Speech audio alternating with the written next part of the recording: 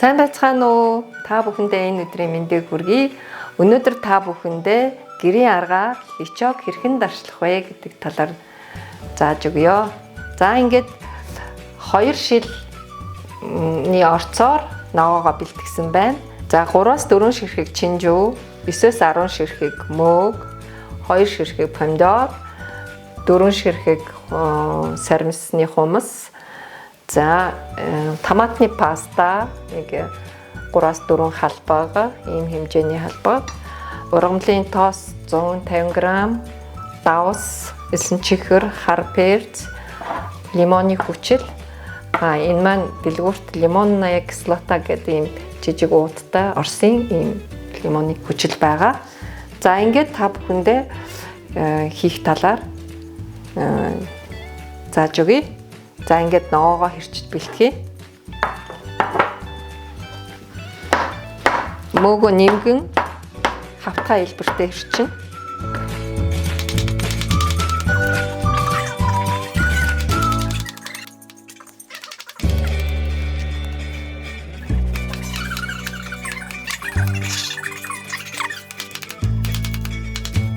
За ингээд хэрчиж бэлдсэн ногоогоо хуурж болгоно.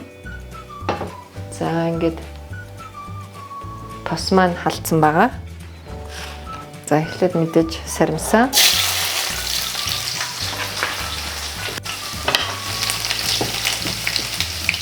Сармс нь гоё амт үнэр оруулдаг.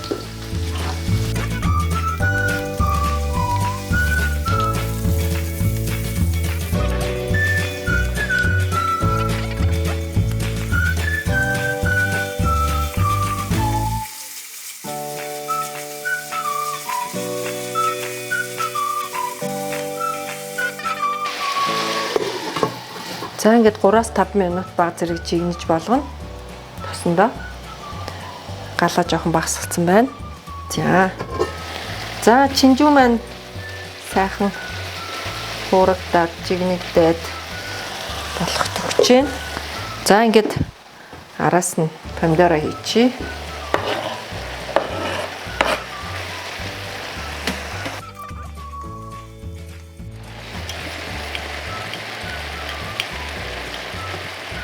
Давс нэг юм хэмжээтэй. Ер нь давс хэлсэн чихрийг хүн болгон өөр өөрсдийнхээ амтлах мэдрэхүүгээр тааруулж болно. Элсэн чихэр нэг 2 халбаг, хар перц, за нэг юм хэмжээтэй. За лимоны хүчил маань маш бага ордог.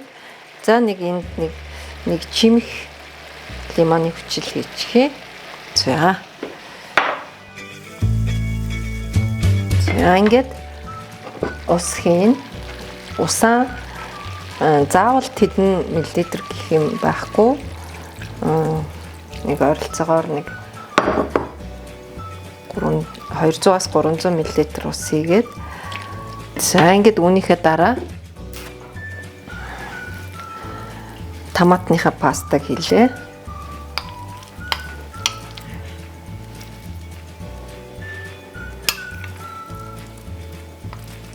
За энийг бүгдийг хийчих.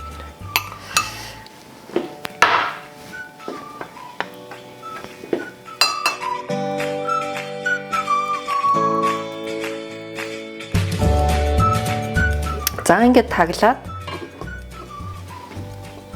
нэг 8-10 минут зөөлөн галаар болгоно.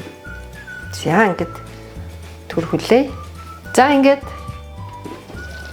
личо маань жигнээд бэлэн болчихлоо. За ингээд үнгээс савлах шилэндээ савлая. Халуунаар нь савлана.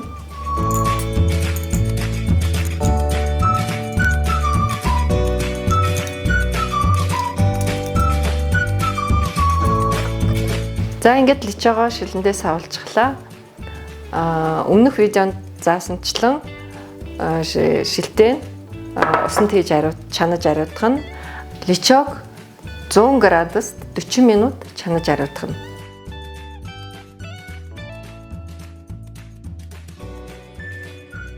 За ингээд личо маань бэлэн боллоо. Личог тасалгааны температурт нарны тусгалаас хол 1 жил хүртэл хадгалж болдог. За ингээд түрүүчийн бичлэгээр өргөс тэмих Дунайскис салаад хэрхэн гэрийн аргаар дарслах тухай заасан байгаа.